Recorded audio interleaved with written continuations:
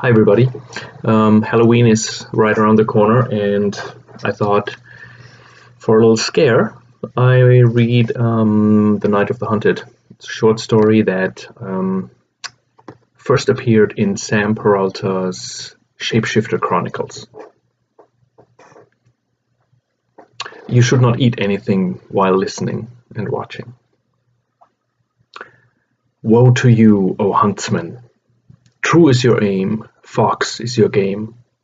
In your great halls, on hearth and stone, trophies of skull and bone. Let them hide, let them run. The hunt, my lord, has just begun. But at night, in darkened drapes, a dream of hounds no one escapes.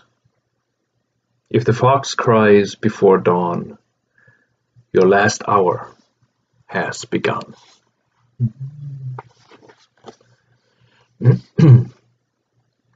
Lunatic Asylum, Newcastle upon Tyne, England.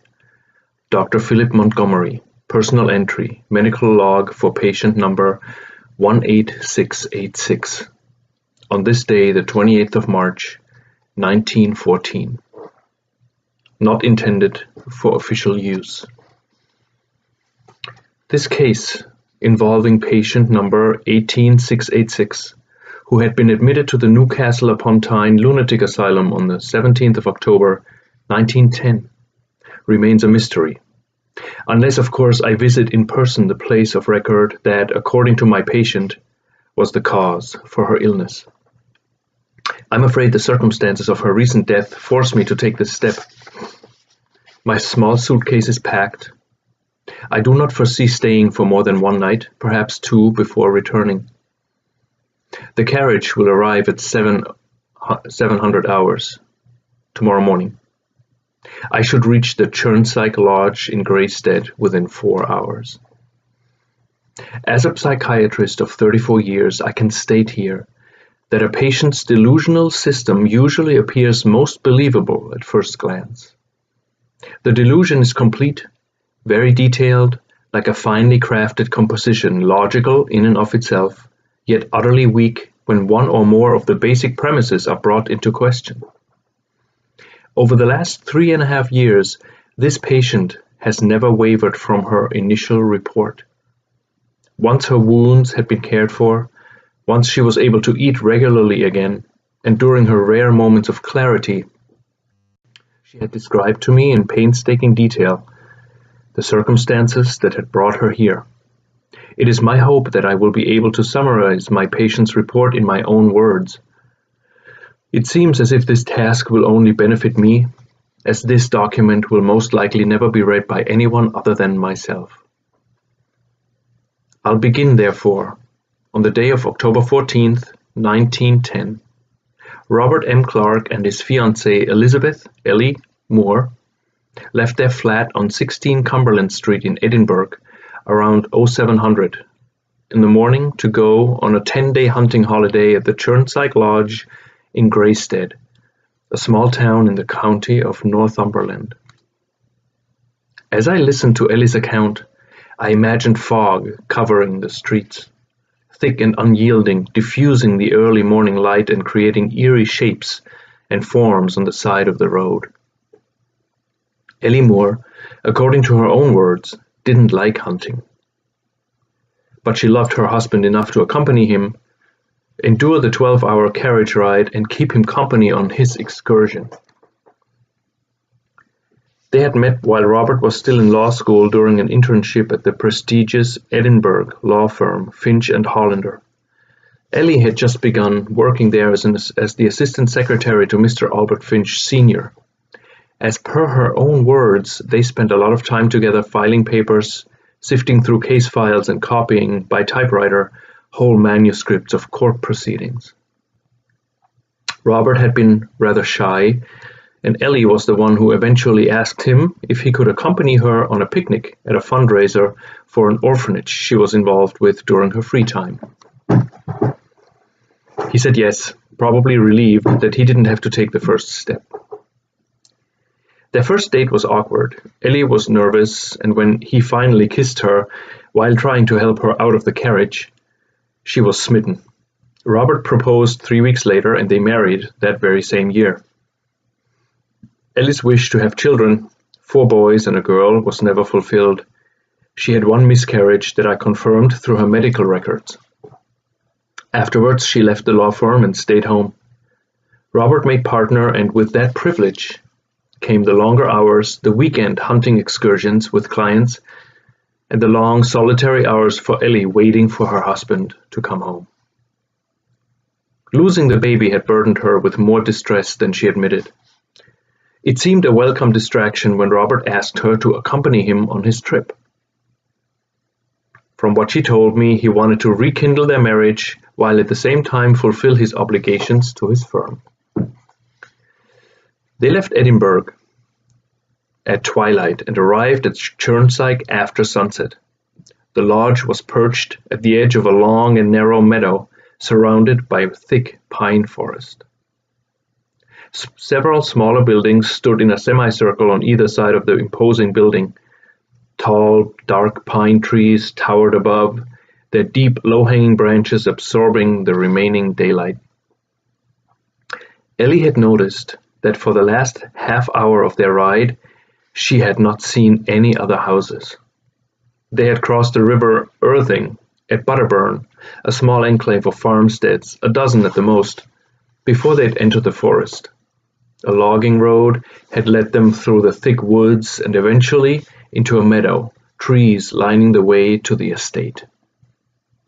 The welcoming committee, a tall, spindly fellow who introduced himself as Gary, and a rather short and heavy-set woman, Margaret, brought their luggage inside and placed it in front of the concierge desk. Heavy rugs dampened their steps as Ellie and Robert entered the reception area. The head of a puma, perfectly restored, was mounted above the mantelpiece on the opposite side of the room. A large dark-leathered chaise lounge and 2 chairs stood in front of the hearth, where a crackling fire dispelled the October evening's chill. There was a moment when Ellie felt the urge to turn around and go back outside. She briefly thought about telling her husband that she did not wish to stay there. She thought of taking the carriage back to Haltwhistle and getting a room in the small, friendly-looking bed and breakfast they had passed on their way here. But she didn't. Instead, she smiled while the concierge handed them the keys to their suite. The man had grey hair and that was slightly disheveled, and he looked at Robert and Ellie over his silver spectacles. "Dinner will be served at 8, he said. "What time is it now?" Robert asked, searching his vest pockets. "I seem to have misplaced my pocket watch." "At 5 minutes after 7, sir. My name is Harold. Should you need anything, please let me know." "Thank you. Could you have someone look inside the carriage to see if it can be found? It was bronze, on a small chain, and it had the picture of my wife inside." "Certainly, sir." Harold gestured to a bellhop who had been watching their interaction intently. The boy couldn't have been older than 12. His red hair framed his face in thick curls, and his pointy nose reminded Ellie of a fox. "If you would follow me, please, sir, ma'am," the boy said, perfectly pronouncing each word. Ellie noticed when they went up the wooden stairs to the second floor that the tip of the boy's tongue hung out of his mouth ever so slightly. She assumed it was due to the heavy suitcases he was carrying up the steep staircase. They walked along the narrow hallway, the thick Berber rugs soft under Ellie's feet. She noticed the large, opulently framed paintings, each displaying a different hunting scene. Deer antlers were mounted above every door. Dust had collected on them, and Ellie wondered when the last time was they had been cleaned. The boy stopped in front of room 12. The number was written out in small painted letters, a gold color on the green door. The antler above it, mounted to an oval plate made entirely of brass, had 12 points. When I wrote that a patient's delusional system can be very detailed, this is what I meant. I can see the lodge in my mind's eye, with every corner, every stairwell, and every room described with the utmost care. And yet, my preliminary investigation assures me that there is no record of Ellie and Robert Clark ever having been there. Not on that day, nor on any other day. Hence my wish to travel there myself. I must once and for all shed light on the mind of my patient, as I have become very fond of her throughout the years she was in my care. Her death has given me more grief than I expected. Robert gave the bellboy a coin. He bowed and left the room. When the door closed, Ellie could feel the heat rise in her chest. The large eyes of the stuffed head of a black bear above the mantel followed her as she went to the window and opened it. Even though the chill breeze made her shiver, she welcomed the cool air on her skin, so much so that she closed her eyes for a moment.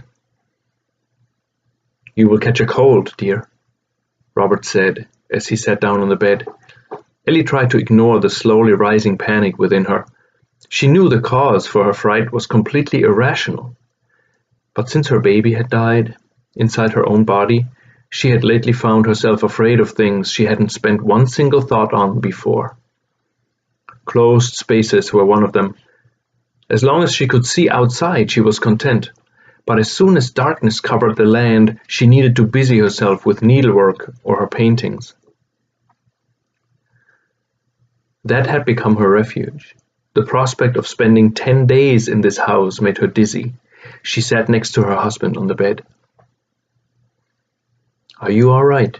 he asked, while taking out a cigar and cutting off its tip. "Should I have them bring you some tea?" "Sure, that would be lovely," Ellie replied. "I can add some of the St. John's wort I brought to calm my nerves." Robert pulled the small string next to the door, and a minute later the bellboy was back to take the order. He returned with a can of tea, served on a silver tray with carefully carved edges. The boy walked slowly so he wouldn't spill anything, and Ellie saw a small thread of saliva running from the corner of his mouth, the drool dripping onto his starched shirt. He didn't seem to notice, and Ellie didn't say anything. The St. John's wort did help her, and she relaxed on the mattress a few minutes later. The room was simply furnished with a large oak dresser and mirror opposite the bed, 2 nightstands made of the same wood, and a secretary's desk with a wooden chair in front. A standing light illuminated a leather armchair that stood next to the small hearth. "Let me kindle a fire," Robert said. "The warmth will help you relax." Robert knelt in front of the fireplace. The kindling was already in place. He lit the fire and his cigar with one match. Ellie loved him so. How he'd take a few puffs first and then pleasurably let out the smoke, sighing at the same time. He'd always forget things and lose items, or at least misplace them until Ellie found them for him. She watched him sitting in the armchair, looking into the fire, and slowly felt her eyes closing. The scream was utterly terrifying. She heard it clearly, as if it had come from right next to her. When she opened her eyes, her first reflex was to jump out of bed, but she couldn't move. "Did you hear that?" she whispered, her voice shaky and filled with fear. "No, darling." "What was it?" Robert still sat in the armchair, visibly enjoying his cigar. "I heard a scream," she wanted to say, "a loud scream, as if it had come from within this room." But she couldn't say anything, couldn't move her mouth. Only her eyes frantically searched her surroundings for anything out of the ordinary. The scream still echoed inside her. It was filled with terror and a despair she couldn't fathom. But when she calmed down enough, when she began to regain control over her body, and when she sat up to go to the wash basin and submerge her hands in the ice-cold water, she knew that the scream had not been human, but that of a fox.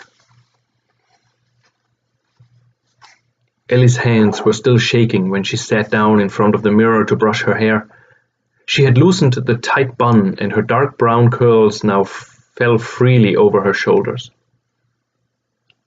"How beautiful you are," she heard Robert say. She caught him looking at her from his chair, and so fragile, like a fawn. "You wouldn't hunt a fawn, would you?" Ellie didn't know where the question suddenly came from.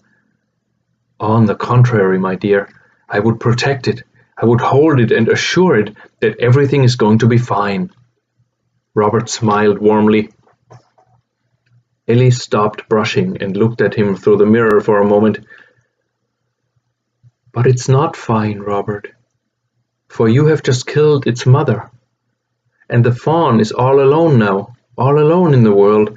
Things will never get better, not for the fawn." "Elizabeth," Robert got up, "what's gotten into you?" Hot tears streamed down Ellie's face. The surge of anger she had felt a moment ago dissipated. "I'm sorry. I didn't mean what I said. I'm just tired from the long travels and this place." Robert, who must have noticed her pleading look, walked over and went down on one knee to embrace her. "Let's have a nice dinner and get a good night's sleep," he said. "Tomorrow everything will look different. If you still feel the same, then we'll pack our suitcases and leave." "I don't want to ruin anything for you." "You're not ruining anything, my darling." Ellie held his embrace for a few moments. Robert was always good at suggesting compromises. That's what made him such a great lawyer. "We should get ready," she said. 5 minutes later, the bellboy knocked on the door. "Dinner is served," the boy said when Robert opened it. "If you would accompany me into the dining hall?" Robert and Ellie left room 12 2 minutes to 8. If her account is true, then this moment was the last time Ellie Moore was completely sane. The first association Ellie made with when she entered the dining hall was that of a tomb. The square room was dominated by a large stone fireplace, the flames of the fire licking across the logs like tongues. All 4 walls showed a continuous mural of hunting scenes during different seasons. One wall showed riders on horses crossing a stream in full gallop while in pursuit of several bucks and wild boar. The next showed several men with rifles aiming at a flock of ducks across an icy pond. The scene continued on the next wall with an image of a brown bear standing on its hind legs, its mouth open in a roar, while surrounded by a group of hunters. While the bodies of the animals were painted in detailed and lifelike proportions, the heads of most of them were real and mounted to the walls. In Ellie's mind, they all stared at her, accusing her of being part of their demise. The long and heavy oak table at the center of the room had 7 chairs on either side. Except for 2 chairs, all of them were occupied. The people spoke quietly to one another, and when Ellie and Robert entered, they got quiet for a moment before the conversation picked up again. The 2 empty chairs stood toward the center of the table, facing the fireplace. When they sat down, the woman to her left interrupted her conversation with the man next to her. "How do you do? My name is Carol Epsworth. It's so nice to meet you." She extended her hand and Ellie took it. Ellie Moore. Very nice to meet you as well." The woman's hand was cold and her grip was strong. She had brushed back shoulder-length blonde hair and wore a simple gray dress with white poet sleeves. When she smiled, a perfect row of teeth became visible. "I would like some chamomile tea, please," Ellie said to the waiter. "Is this your first time here?" the woman asked. "Yes, my husband and I don't usually travel this far." "Where do you live?" "Edinburgh?" "That's quite far, dear." "Yes," Ellie answered with a slight smile. "Where do you come from?" The waiter brought a pot of steaming hot tea. He poured some of it into a cup and left. Ellie took a small spoonful of honey and stirred it into the cup. "That's a pretty ring," the woman said, ignoring Ellie's question. "May I?" She extended her hand, palm up, and Ellie put hers into the woman's and watched while she stuck the ring through her monocle. "Exquisite," she said after a few moments. Ellie was convinced that Carol Epsworth must have come from old money. She was elegantly clothed, if a bit old-fashioned, and had a slight air of arrogance around her. Her back was straight, stiff almost. "Thank you," Ellie said. "Funny," the woman continued. "Whenever I sit down at this table, it is as if I've never left, since the first time we came here 15 years ago." Ellie stirred her tea just so she had something to focus her mind on. Bits and pieces of the other conversations reached her from across the table. Two men opposite her pointed behind her, discussing the question of who the painter of the mural could have been. "I might have seen a Rubens in the hallway upstairs," one of them said. "His depiction of hunting scenes are especially detailed." "Have you heard of Robert Ems?" the other replied. "I'm afraid not. Quite a gifted fellow. I visited his studio in Lyndhurst a few years ago. Very impressive workmanship." "I wonder if his hunting is as good as his painting." Both laughed. Ellie couldn't find the point in the joke. She stopped stirring and rested the small spoon on the saucer. She had been doing it unconsciously without much thought and was just about to respond to the woman next to her when she noticed the small pool of blood around the spoon. She was lifting the cup up from the saucer toward her lips when it slipped from her fingers. It hit the table with a loud smack and from there fell onto the thick rug. Blood splattered from the cup, first onto the table, then her hand. Before the cup hit the floor, a deep terror took hold of Ellie. Everything seemed to slow down around her. She heard her husband next to her speaking to someone about the stock market, someone crossing the English Channel by plane, and the winners of this year's Grand National Steeplechase. But part of her realized that conversation would have been too long for her to hear it in such a short period of time. During our session, she concluded that she must have overheard it before and now remembered it in detail. She knew she was screaming. She couldn't hear herself, but saw the reaction of the other guests around the table as they stared at her. She saw the hand of the woman next to her on her left sleeve, patting it and stroking it lightly. The woman's face showed concern as she said something Ellie couldn't hear. Robert turned toward her. She could see the judgment in his expression. She was ruining his dinner with her outburst. When the waiter came with a towel, smiling at her and beginning to wipe the blood off the table, she wondered why he wasn't concerned. The blood left smear marks on the table's surface and the Berber floor, but he was simply wiping it off and telling her that he would bring her another cup very shortly. She shut her eyes. There was a ringing in her ears, and she could hear her blood flowing through the veins inside her head. "Beth, Beth, Elizabeth!" She looked at her husband. She heard his voice. It wasn't drowned out by the sound of her own blood anymore. "Elizabeth, what's the matter?" "The waiter is bringing you another cup. It must have slipped through your fingers," he said with a mildly embarrassed smile. She looked at the table again. A few drops of clear liquid were still visible, but the blood was gone. Her hands were clean. The Berber was as it had been when she first sat down, a light brown pattern on a green surface. There was no blood anywhere. A bell rang. "Dinner," the woman said next to her, while placing the napkin on her lap. Without thinking, Ellie unfolded her own napkin. The head of a buck, an artful imprint on a white background, stared at her from her lap. She turned the napkin over. It showed the same buck's head, now upside down. She folded her hands across its face. She thought about praying, but dismissed it. She had never been a religious person and felt that it was much too late for her to begin now. This night she had to survive on her own, she thought. Two waiters came in, each pushing a rolling cart in front of them. A large pot rested on each, steam rising out.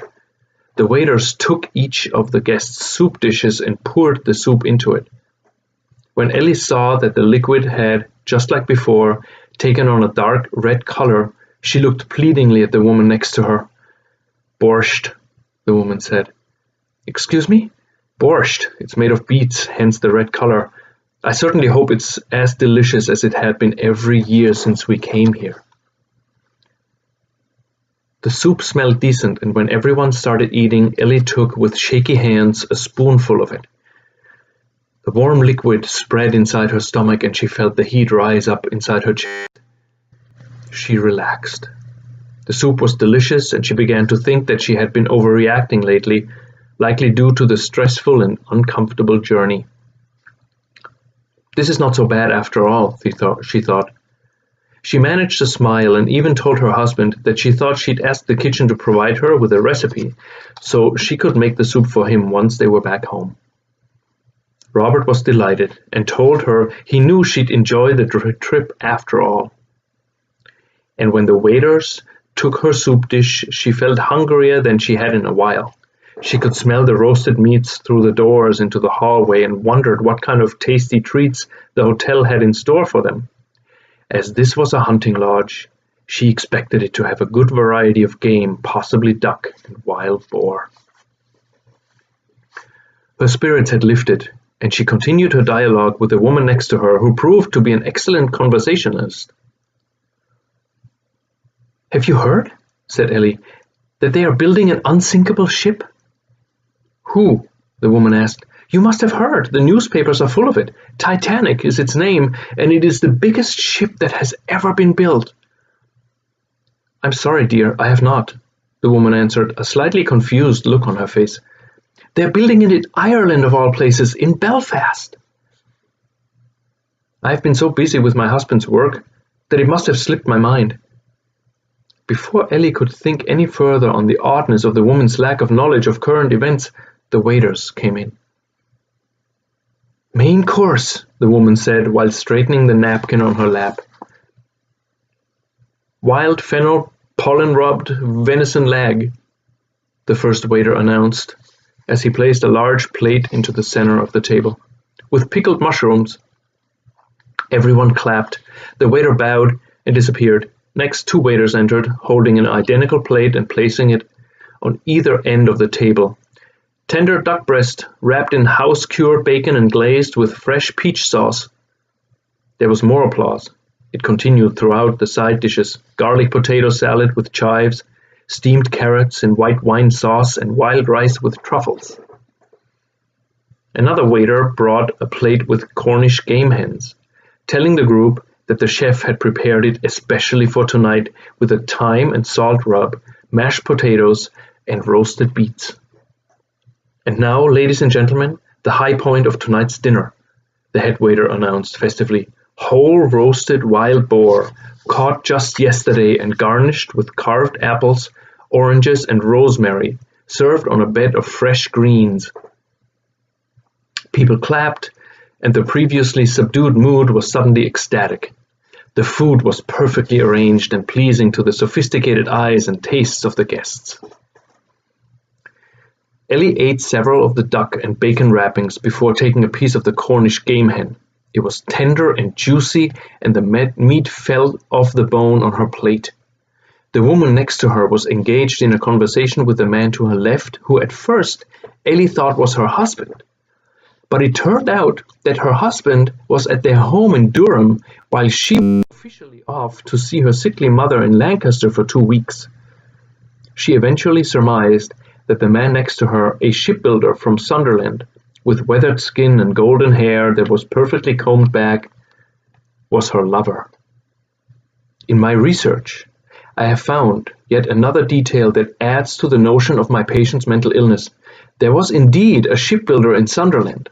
He was a tall, handsome fellow, his face weathered by sun and sea, with blonde hair and enough money to have mistresses in every harbor from here to Honolulu. But he had disappeared 15 years prior, and he could not have been at the dinner party that very night unless he had lived under a completely different name.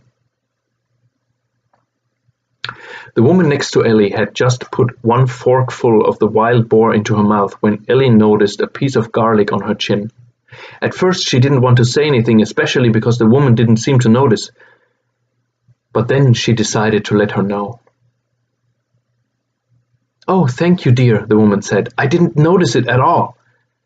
Rather than using her napkin, she took the piece off with her fingers. Ellie followed the woman's hand with her eyes as she placed the piece at the edge of her plate and continued eating. This moment must have been one of the worst for her. Having overcome 2 previous setbacks and having found new confidence in herself throughout the meal, she now couldn't believe what she saw. I spoke with her about this very moment in an interview. This was the first time she felt that she was on the brink of losing her mind. At the edge of the plate next to hers, twisting and turning, its mouth searching for food, lay a maggot. Ellie very quietly put down her fork and knife. The heat in her chest made breathing harder than usual. She looked down and onto her plate. There were 2 pieces of potato and a small part of the skin left from the Cornish game hen. She had to force herself to look up. There was a part of her that wanted to disappear, to go back a day when she never stepped into that carriage, letting her husband go alone, finishing her needlework and visiting the fountain in the center of town to feed the doves. But she did look up. Ellie's world began to crumble, and reality morphed into a shattered image of disparate pieces. As she tried to hold on to something familiar, something that would anchor her in the storm like a dinghy in a hurricane. But the line of the anchor was too short, and so the storm took the dinghy, as if it wasn't even there, and the waves came and washed over it and buried it. And from there it sank ever deeper to the bottom of the ocean. There it was quiet and peaceful, and nothing could come near her and tell her of flesh foul and infected and decaying in front of her eyes. The wild boar, or what was left of it, sat across from her in the center of the table. The plate, no, everything on it, was moving. There were thousands of maggots eating their way through rotting flesh. A layer of mold had overtaken the Cornish game hens. Blisters of oozing liquid drained from the meat onto the plate. Bite-sized pieces that people were moving into their mouths had blood dripping from them and maggots falling from their mouths and forks. The threshold to her sanity approached Ellie with immense speed. No one noticed, not even her husband. She saw herself speaking to the woman next to her, who laughed while chewing on a piece of dove. The sound of flies crept into her ears as she looked down to see the first one sitting in the center of her plate, as if it had just hatched from one of the larvae. "Can't you see?" Ellie said. "It's all rotten. The food is all rotten." The woman continued to laugh for a moment, then she became serious. She looked at Ellie for a while until her face began to change. At first, Ellie couldn't grasp what was happening. Her sanity was hanging by a thread, and the storm was about to take it. The woman opened her mouth as if to yawn, but it opened further and further, far beyond the natural limitations of her jawbones. And suddenly sharp teeth appeared, and her mouth turned into a snout, snarling and growling. It was the most horrific image imaginable. One moment later, her face morphed back to normal. The woman laughed and apologized to Ellie for not hearing what she had said. Then she turned back to her lover. "Are you feeling well, miss?" the waiter asked. But it was as if she heard it through a thick layer of cotton and dust. She got up. Her chair fell to the ground. She walked toward the door, turning once more to look at her husband. None of the people around the table had human heads on their shoulders. Except for Robert, Ellie saw foxes and bucks and a lion, several heads of a boar and that of a puma. That was the woman next to her. And when Ellie's feet carried her out of the room, she heard the screams of the animals. They were screams of utter terror and despair. It induced in her the certainty that she was alone in all the world, with no one to comfort her and hold her and tell her that this was merely a nightmare and nothing else. She went to her room and lay on her bed, slipping under the covers and pulling them over her head. There was no longer a cohesive thought in her. Terror fueled her every notion. Was there a sound outside her room? Did the door just open and close again? Was someone walking next to her bed? She slowly lowered the thick down blanket until she could see her room.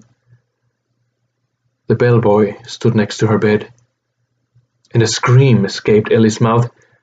It didn't stop until she was out of air. The bellboy, tongue hanging half out of his mouth, saliva dripping onto his starched shirt, looked at her as if wanting to ask a question. And when Ellie screamed again, he began to scream as well. His was bone-chilling and high-pitched, and while he screamed, he changed into a fox. It stood next to the bed, looking up at Ellie and screaming in terror before he was torn to pieces by invisible fangs. She opened the door to her room and stepped into the hallway. From there, she went downstairs, passing the concierge, who had the head of a panther on his shoulders, and ran outside. She made it 100 yards into the night when she heard the trumpets. They were the horns that signaled the beginning of the hunt. Ellie ran into the underbrush as fox and bear and buck and lion charged out of the entrance door and, like a pack of hounds on a fresh trail, picked up her scent and followed her into the woods. The medical examiner concluded that a good number of the injuries inflicted on her body could have been from her own fingernails. There were mostly deep scratches that may or may not have resulted from her stumbling through the woods for days until a cow farmer picked her up 30 kilometers northwest of Churnsike. Some of the markings were deeper than the others. Except one, none were out of the ordinary. The one in question, and I say this with all caution, could have stemmed from a lion. But the examiner's report was inconclusive, and my research revealed that the area around Greystead had never seen a lion. No accounts had been made of such an animal escaping from a zoo in the nearby town. I will have to conclude this report. My eyesight is failing in this low light. I need to be up at dawn, ready for my carriage. I will finish this when I return in 3 days' time. I honestly don't see how I would change my point of view on my patient's fate in light of reason and a psychiatrist's eye for mental illness. Visiting the lodge will, as I have mentioned earlier, most likely be merely a formality and one to help bring closure to my patient's account. I owe her that much. Oh, yes. One more item I nearly forgot. As needlework was not allowed in the asylum for safety reasons, I had granted Ellie her wish to paint and provided her with a few brushes, canvases, and an easel. I am including with this report a photograph of the painting by Ellie Moore, done under strict supervision during her stay at the asylum. This was the only one she had attempted, and she finished it 2 days before hanging herself in her room.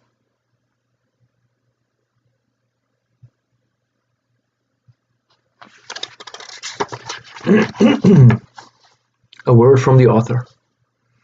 I am truly sorry for writing such a hopeless and bleak story.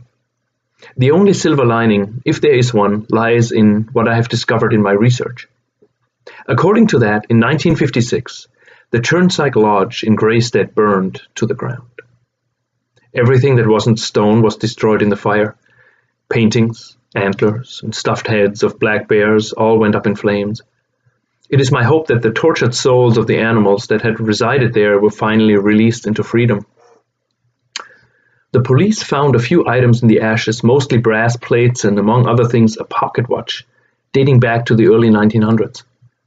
It was bronze, on a finely crafted silver chain.